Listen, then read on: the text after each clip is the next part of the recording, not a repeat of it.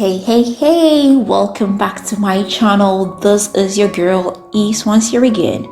Today I'm bringing to you a highly requested video.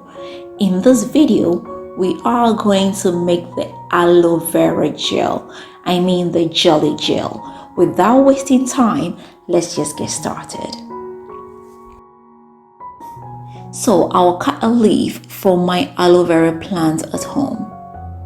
I'll wash it up very well and make sure I get rid of any yellow substance. This can cause allergic reactions, so make sure you wash it out very well.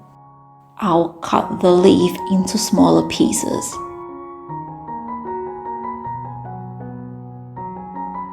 With the help of a spoon, I will get the gel out.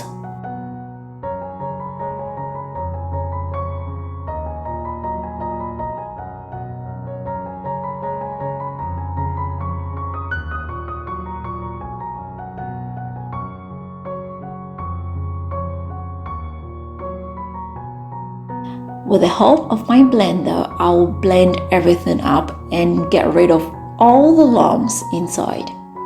Now I will set it aside for later. Now I'll get another bowl and come in with my gelatin. This you can see here is a paper kind of gelatin. I'll come in with about a tablespoonful of glycerin and come in with some warm water. This will help dissolve the gelatin.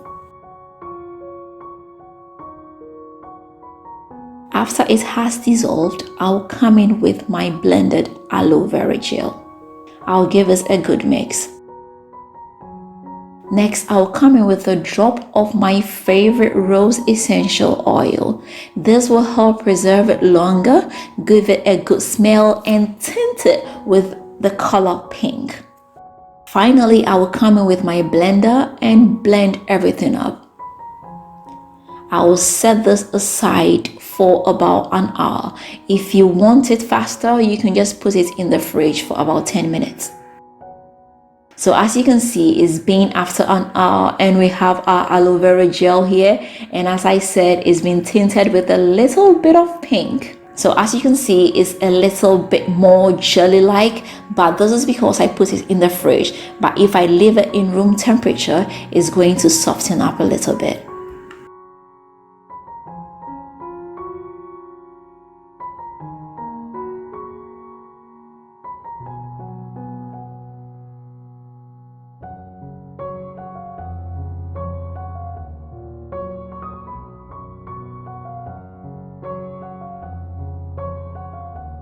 So I left this in room temperature for about 2 hours, and as you can see, is jelly. It's softer and you can easily take a piece with your finger. It's pressed so easily on your skin. I love to use this especially during the summer seasons. It cools off your skin and helps with hyperpigmentation. It's a very good after sun gel.